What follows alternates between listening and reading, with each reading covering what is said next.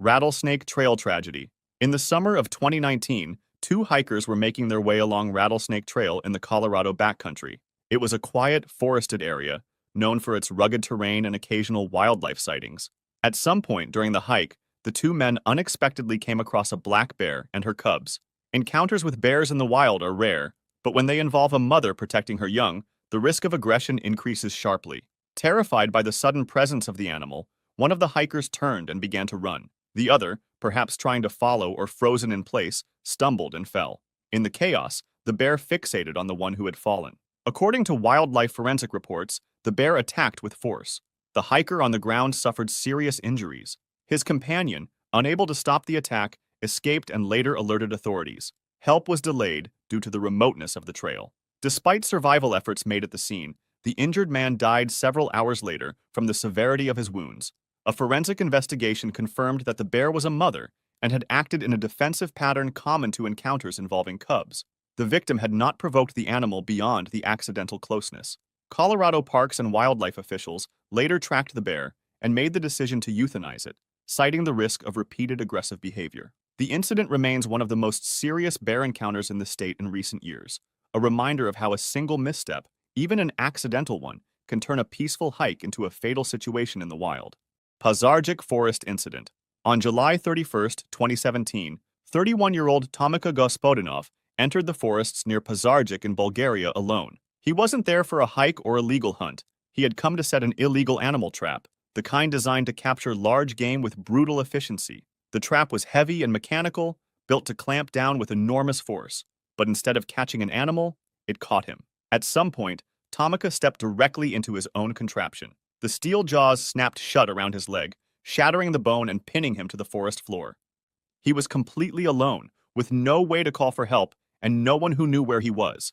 The injury wasn't instantly fatal, but it left him immobilized and bleeding. He remained trapped, waiting in vain for someone to find him.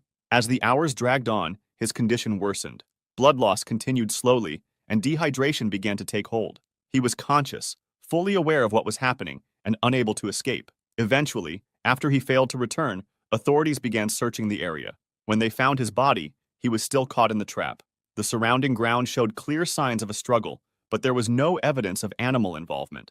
The coroner's report confirmed that he had died from massive blood loss over time. It had been a slow, agonizing death. There were no other injuries and no other people involved, just his own trap that has killed him. Missinaibi Park Nightmare. On September 6, 2005, 30-year-old Dr. Jacqueline Perry and her husband, Mark Jordan, were on a canoeing trip through the remote wilderness of Missinaibi Lake Provincial Park, Northern Ontario, Canada. Both were experienced in the outdoors and had stopped along a forested shoreline to rest. It was part of a longer backcountry journey they had planned together. While they were on land, a black bear appeared without warning. The animal was not startled by their presence. Instead, it moved directly toward Jacqueline and attacked. The bear seized her and dragged her into the nearby woods.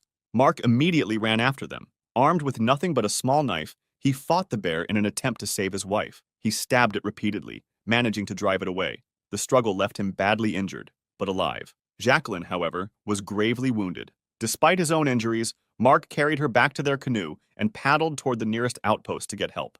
Eventually, he reached a nearby lodge and emergency services were called. A rescue helicopter was dispatched, but despite their efforts, Jacqueline was pronounced dead. The autopsy confirmed she had died from injuries consistent with a bear mauling. The incident was fully documented by Ontario Provincial Police and wildlife authorities. The bear was later tracked and euthanized. Mark Jordan survived, physically wounded and emotionally devastated. His actions were later recognized by the Canadian government, and he was awarded the Star of Courage, one of the country's highest civilian honors for bravery in life-threatening situations.